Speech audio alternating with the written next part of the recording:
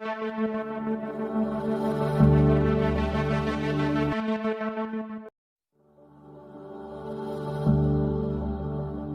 d'Ivoire, Abidjan Cocody, le mardi 5 septembre 2023, s'est tenue une cérémonie de présentation du rapport des observateurs indépendants des élections OIDE, de la FIDOP, du scrutin du 2 septembre 2023. Bli Marus, je suis coordinateur national des observateurs indépendants des élections. Au compte de la FIDOP, nous avons observé les élections du 2 septembre 2023. Et globalement, nous pouvons dire que les élections ont été apaisées.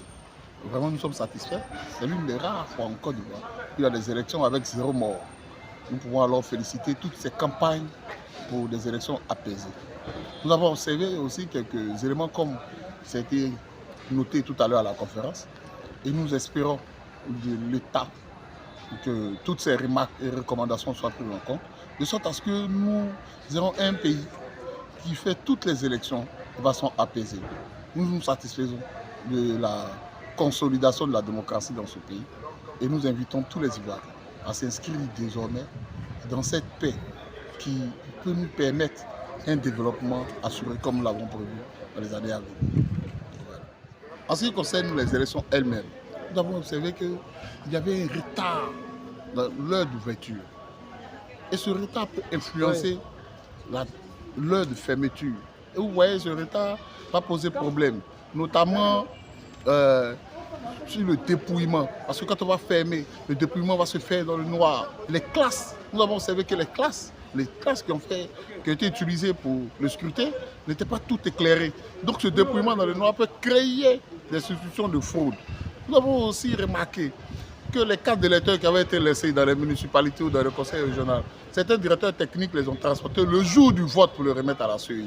Ça crée une ambiance de substitution de fraude, notamment avec le cas de M. Assis, Anissan Nicolas, à la mairie de Treichville, qui a été honoré, décoré par M. le maire et qui est arrêté par des populations comme quelqu'un qui va faire de la fraude alors qu'il était en train de convoyer des cartes d'électeurs pour les citoyens qui devaient exprimer le vote. Nous avons aussi noté que ce retard, oui, là on en a déjà parlé, mais plutôt revenir sur des points de sécurité autour des lieux de vote.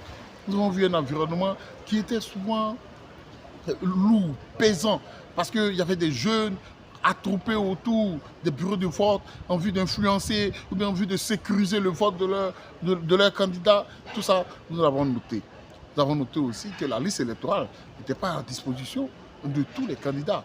Et ça posait beaucoup d'échauffourées dans certains bureaux de vote, notamment à Diaké et également à Port-Boué et Yopougon. Voici quelques observations, ça et là, que nous avons fait. Mais les recommandations, nous invitons surtout l'État à faire en sorte que les élections soient démocratiquement organisées, que la CEI donne la chance à tous les candidats de rentrer en possession de la liste électorale et encore qu'on fasse l'effort, comme ça se fait pour les examens de fin d'année d'ailleurs, dans tous les établissements, qu'on fasse l'effort de mettre l'éclairage. L'éclairage pour organiser les élections, pour que le dépouillement se fasse de façon apaisée et sans souci. Voici ce que nous pouvons dire sur ce point. Nous félicitons les Ivoiriens, nous félicitons la Côte d'Ivoire entière qui s'est mobilisée pour que cette élection ne soit qu'un jeu et qu'il n'y ait pas de perte en vie humaine. Ça a été donc un succès. Maintenant, ce qui est important dans le rapport que nous avons fait, ce sont les recommandations. Les recommandations en ce sens qu'en 2025, nous allons avoir une élection présidentielle. Et donc, ce que nous avons constaté comme défaillance, il ne faut pas que cela perturbe, se produise lors de la présidentielle. Parce qu'une élection, ça ne rate pas. La moindre petite étincelle, la moindre petite défaillance peut être une occasion pour de graves violences. Il faut faire attention à cela. C'est pour cela qu'on a fait des recommandations. Donc les recommandations vont être versées non seulement à la CEI, qui a été bien critiquée sur les retards, sur les défaillances des machines, sur le personnel qui faisait preuve de non-maîtrise de l'appareil, etc., etc. Un certain nombre de choses.